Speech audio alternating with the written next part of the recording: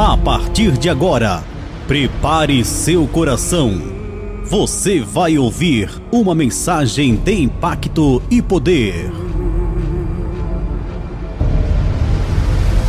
Ministrada pelo pastor Gerson de Amorim. Graças a Deus, Shalom Adonai, Yeshua HaMashiach, Hamalé, Hamalehim. É uma alegria estar aqui para trazer mais uma palavra de Deus ao coração dos irmãos e dos amados ouvintes desta palavra. Quero trazer hoje um tema muito sugestivo: por que o meu dinheiro não possui barganha com Deus?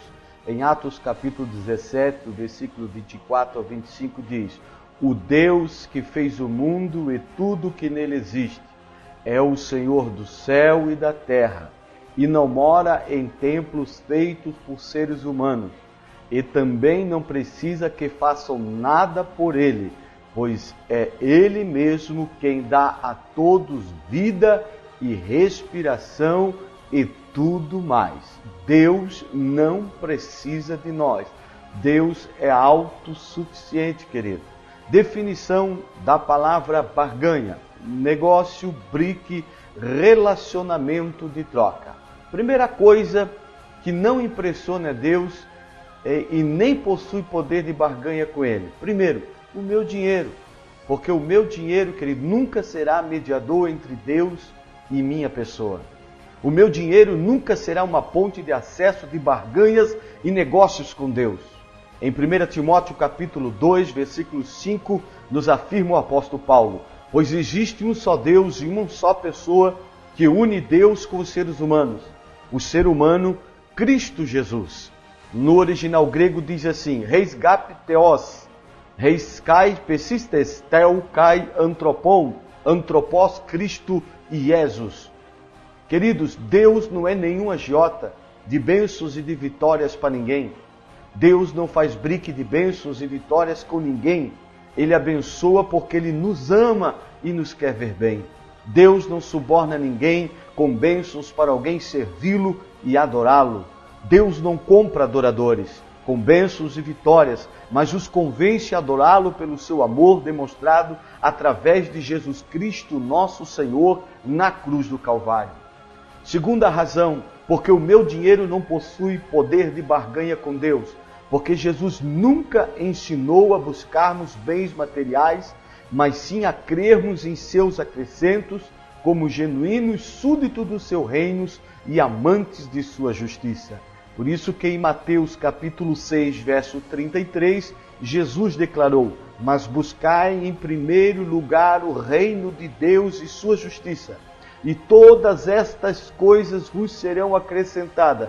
Que coisas? Aquilo que eu preciso para beber, para vestir e para me alimentar, querido.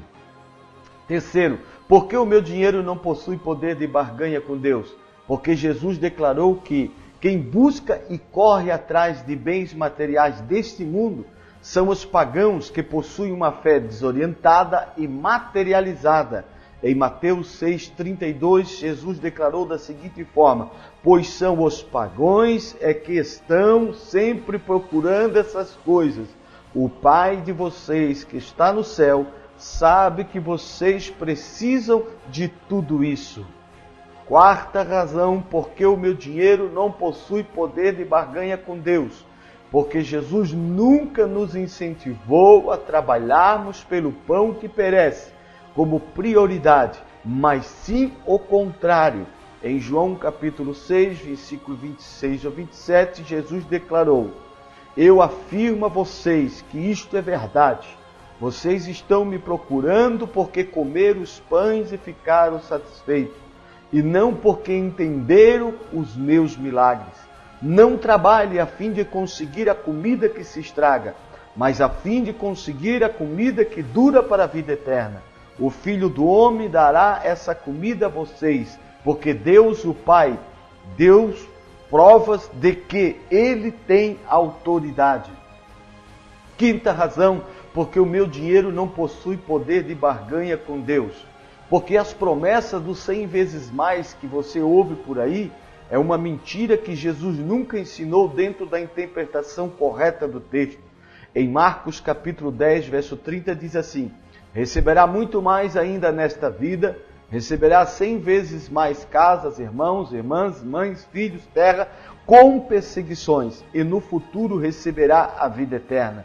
Tudo isso os discípulos de Jesus receberam, queridos, mas tudo no âmbito espiritual e não no material, porque Pedro, querido, num só dia, numa só pregação, agregou quase 3.000 almas para Jesus. Nem Jesus, em toda a sua vida, numa só pregação, ganhou tantas almas. A própria sombra de Pedro curava. Por quê? Porque a promessa dos 100 vezes mais está no âmbito espiritual e não no material, como muitos que adulteramente usam este versículo para tentar trazer a teologia da prosperidade e o engodo desse ensinamento. Sexta razão, porque o meu dinheiro não possui poder de barganha com Deus. Porque as declarações de Jesus, que Deus sabe dar boas dádivas aos seus filhos, não se refere ao âmbito material, mas sim no espiritual. Em Mateus 7,11, se você ler, você terá a seguinte interpretação: você mesmo sendo maus, sabem dar boas dádivas aos vossos filhos. Quanto mais o Pai de vocês que está no céu dará coisas boas que lhe pedirem. Se você ler só Mateus 7,11, você poderá criar uma ponte de acesso para uma heresia, dizendo que Deus pode te dar todas as coisas boas, colocando coisas boas como carro, como coisas boas como dinheiro, como casa. Mas para você entender dentro de um contexto esta palavra, você precisa ler Lucas capítulo 11, verso 13, que diz: vocês mesmos sendo maus, sabem dar coisas boas aos seus filhos. Quanto mais o Pai que está no céu dará o Espírito Santo ao que lhe pedirem. O Espírito Santo, âmbito espiritual e nada no âmbito material. Eu acho, querido, uma covardia de muitos pregadores adulteramente adulteram a palavra para pregarem segundo suas cobiças e segundo seus interesses materialistas, e muitos segundo suas próprias ignorâncias, tentando enganar o povo. Meu dinheiro não possui poder de barganha com Deus, querido. Sétima razão, porque o meu dinheiro não possui poder de barganha com Deus, porque as declarações de Jesus acerca do dai e vos será dado, medida sacudida e transbordante, aqui não é dinheiro, são sentimentos. Preste atenção no texto, capítulo 6, verso 36 e 38. Sede misericordiosos, sentimento, como também o vosso Pai é misericordioso. Não julgueis e não sereis julgados, sentimentos. Não condeneis e não sereis condenados, sentimentos. Perdoai e sereis perdoados, sentimentos. Dai e se vos há dado, boa medida, recalcada, sacudida e transbordante, vos deitarão no regaço, porque com a mesma medida com que medis, vos medirão a vós. A mesma medida está dentro da estrutura sentimental. Da mesma maneira que sentimentalmente você mede o seu irmão, você será medido. Esse dai vos será dado não tem nada a ver com dinheiro, não tem nada a ver com contribuição.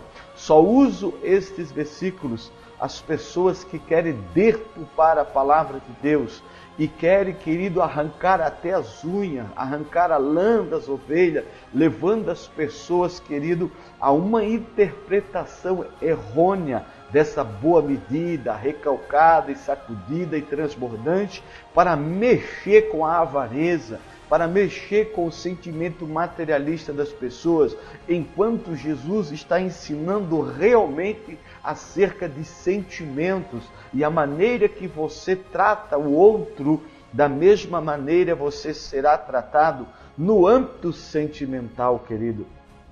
Oitavo, por que o meu dinheiro não possui poder de barganha com Deus?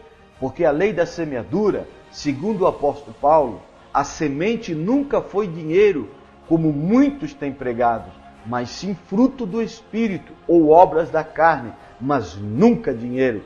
Gálatas capítulo 6, versículo 7 ao 8, preste atenção, querido, no que diz a palavra do Senhor. Não vos enganeis, Deus não se deixa escarnecer, pois tudo que o homem semear, isto também se fará. porque quem semeia na sua carne, da carne ceifará corrupção, mas quem semeia no Espírito, do Espírito ceifará a vida eterna. Querido, semente aqui, querido, está falando de sentimentos, está falando dos frutos do Espírito Santo e das obras da carne. Então, quando você contribui, a semente não é o seu dinheiro, a semente é o teu sentimento. Se você semeia com alegria, se você semeia com pesar, você está semeando na carne. Se você semeia com alegria, você está semeando no Espírito, porque a alegria é um dos frutos do Espírito. Pesar, avareza, são obras da carne. Então, em nenhum momento o apóstolo Paulo está colocando, querido, a semente como dinheiro. Porque se você ter a lei da semeadura como dinheiro, você estará entrando num momento de adoração e de servir a Deus através do relacionamento de troca. Mas não é isso que aqui Paulo está querendo falar. Paulo está querendo dizer que a nossa semente, querido, ela é nossos sentimentos. E tudo aquilo que tu faz com amor e com sentimento, isso vai te trazer para você, querido, o colhimento daquilo que é espiritual e vai te conduzir à vida eterna. Mas aquilo que você semeia, segundo as obras da carne, você vai colher a corrupção, porque as obras da carne vão criar ponte de acesso para a condenação da tua alma. Nono, porque meu dinheiro não possui poder de barganha com Deus. O apóstolo Paulo sempre coloca, querido, a semente como sentimentos e não dinheiro. Preste atenção em 2 Coríntios, capítulo 9, versículos 6 ao 9, uns versículos que são muito adulterados pela teologia da prosperidade, que diz: mas digo isto, aquele que semeia pouco, pouco também ceifará, e aquele que semeia em abundância também ceifará. Cada um contribua segundo propôs o seu coração, não com tristeza nem por constrangimento, porque Deus ama o que dá com alegria. E Deus é poderoso para fazer abundar em vós toda a graça, a fim de que, tendo sempre em tudo toda a suficiência, abundeis em toda boa obra, conforme está escrito: espalhou, deu aos pobres, e a sua justiça permanece para sempre. Querido, aqui quando está falando quem semeia pouco, pouco ceifará, e quem semeia muito, muito vai ceifar, querido, também está falando de sentimento. Paulo, dentro do contexto, está falando da generosidade dos irmãos de Corinto, que estavam dispostos a ajudar os pobres, os necessitados com suas ofertas. A semente aqui também está no âmbito sentimental e não no âmbito, querido, do dinheiro, do materialismo. Por favor, entenda esta mensagem.